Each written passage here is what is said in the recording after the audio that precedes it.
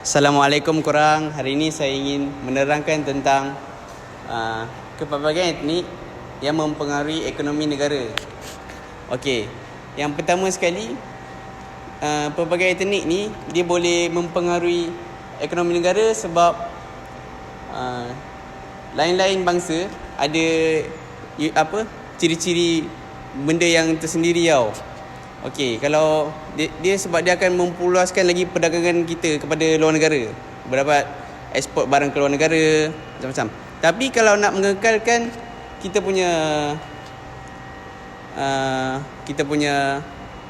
ekonomi negara, kita jangan wujudkan diskriminasi ke ataupun resis ke dalam kaum-kaum, sebab benda tu boleh menjatuhkan kita punya ekonomi negara tau. Jadi bagi saya, kepelbagaian etnik memang sangat mempengaruhi ekonomi negara sebab kita dapat terima daripada 3 jenis kaum punya idea. Okey, itu saja daripada saya. Assalamualaikum. Okay, Assalamualaikum guys. So hari ni saya nak bentangkan tentang saya punya objektif kajian. So objektif kajian saya ialah peranan media dalam membentuk perspektif masyarakat terhadap kepelbagaian etnik di Malaysia. Okay, seperti mana yang kita tahu, kat Malaysia ni terdapat banyak etnik, banyak kaum seperti Melayu, Cina dan India. So yang lain-lain seperti macam Bumiputera, orang asli, Kadazan, Iban. Okay. So kita masuk kepada objektif kajian kita. Media massa amatlah penting dalam mempromosikan dan menceritakan indahnya kepelbagaian etnik yang ada di Malaysia ini. So media memainkan peranan penting dalam membentuk perspektif masyarakat terhadap kepelbagaian etnik. So melalui pelbagai platform seperti radio, televisyen dan akhbar-akhbar dan media massa seperti Facebook, Instagram dan IG. Oleh itu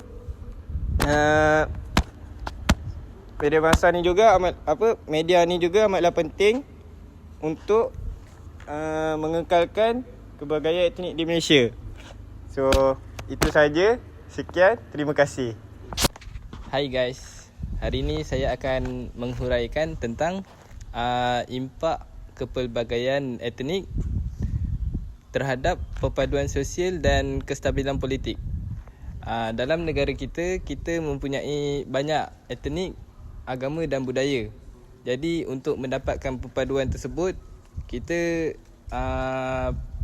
perlulah menghormati satu sama lain supaya negara kita tidak bercanggal-langgah lah. Selain itu, kita juga boleh bertukar tradisi untuk mengeratkan silaturahim antara satu sama lain. Okay guys, itu saja. Thank you. Assalamualaikum. Saya nak bercakap tentang kesan program-program integrasi sosial. Yang pertama sekali, integrasi sosial mampu meningkatkan pemahaman kita dalam antara kaum. Lepas tu, individu dapat memahami antara budaya, etnik dan agama. Saya Muhammad Kerazmi. Nama cik apa cik? Nama saya Muhammad Ahmad. Muhammad Ahmad. Kita orang assignment kita ni nak kena buat tanya soalan tentang pengajian Malaysia kita orang. Nak tanya pasal etnik yang ada kat Malaysia. Boleh cik tanya berapa soalan? Boleh. Baik. Soalan pertama, berapa banyak etnik yang ada di Malaysia? A 20, B 40, C 60, D 80. Saya rasa D 80. Okay. Betul cik? Okay. Betul. Soalan yang kedua, berikan 3 jenis etnik di Malaysia. Etnik di Malaysia, 3 jenis yang utama dia Melayu, Cina, India. Baik cik, betul cik, betul. Baik, mantap cik. Ni soalan terakhir, susah sikit lah. Kadazan, Murut, Bajau merupakan etnik mana cik? Sabah, Sarawak, Kedah atau Selangor? Sabah.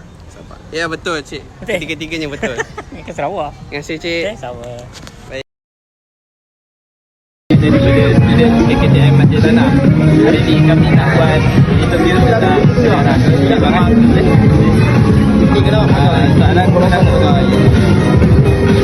apakah ciri dan etnik? Yang pertama, A. Bahasa, B. Budaya, C. Agama, D. Kebanyakan. B atau D? Apakah ciri-ciri dan etnik? Yang pertama, A. Budaya, B. Bahasa, C. Agama, D. Kebanyakan. Semua. Jawapan Semua. ya, betul bang. Kita pergi soalan seterusnya. Soalan seterusnya, berikan nama pakaian tradisional orang Melayu bagi lelaki. Baju Melayu. Baju Melayu. Saya tak sebut lagi ABC yang pandai jawab. Abang yang pandai lah. Mantap. Okey, soalan seterusnya. Berikan makanan tradisional orang India. A. Nasi lemak, B. Nasi biryani, C. Nasi ayam. A, B ataupun C. B. Nasi biryani. Nasi biryani. Betul bang. Terima kasih. Terima kasih bang. Muhammad Izzuddin Besak. Nama abang? Muhammad Namizi bin Harum. Okey, sekarang saya nak tanya soalan. Nombor 1, berikan 3 jenis etnik di Malaysia. Cina, Melayu, India. Okey, betul bang. Yang kedua, berikan nama pakaian tradisional orang Melayu bagi lelaki. Baju Melayu. Baju Melayu, betul. Yang ketiga, berikan makanan tradisional orang India. Nasi berani. Oh, betul. Assalamualaikum warahmatullahi wabarakatuh. Nama saya Azia Fizi bin Jeffrey. Waalaikumsalam, nama saya Muhammad Fasyah Kimi. Okey. Ni saya nak tanya, ada beberapa soalan nak tanya kat adik. Okey, boleh apa? Soalan pertama, apakah pakaian tradisional bagi orang Melayu bagi lelaki? Bagi lelaki Baju Melayu lah. Okey, betul. Okey, soalan kedua, apakah makanan tradisional bagi orang India? Nasi biryani. Okey, betul. Okey, soalan nombor 3. Apakah tarian tradisional bagi kaum orang asli? Sewang ke? Sewang. Sewang. Okey, betul. Okey. Terima kasih adik. Okey, sama-sama. Assalamualaikum korang. Hari ini saya nak merumuskan apa yang saya dapat dekat assignment yang saya telah jalankan, iaitu memahami kepentingan kepelbagaian etnik yang berada di Malaysia. Okey, yang pertama saya dapat sebab saya dah mendalami kepelbagaian etnik ni, dan saya dapat mengelakkan konflik-konflik dan isu-isu sensitif dalam perkauman. Jadi kita kena elakkan racism dalam kita punya Malaysia. Malaysia kan berbilang kaum, jadi kita kena elakkan rasis lah. Okey. Yang kedua, saya juga dapat mensimpulkan bahawa etnik ni juga dapat mempengaruhi ekonomi dekat negara tau. Sebab Cina, India, Melayu ni mempunyai apa? Dia punya ciri yang tersendiri. Jadi dengan ciri-ciri tu dia boleh, bila kita bergabung, maksudnya kita lagi mudah untuk meningkatkan ekonomi negara seperti perdagangan, eksploitasi, nak eksport barang keluar. Itu apa yang saya dapat daripada assignment saya, memahami kepelbagaian etnik di Malaysia. Itu saja daripada saya. Terima kasih. Okay. Assalamualaikum guys, welcome back to We All YouTube channel. Okay.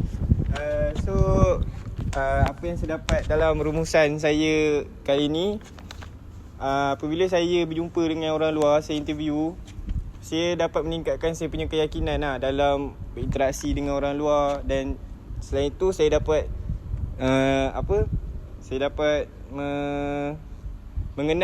mengenal lebih dalam lagi berkaitan dengan kepelbagaian etnik ini. Seperti yang kita tak tahu, contohnya macam orang-orang yang kat Sabah Sarawak sana ada pelbagai etnik.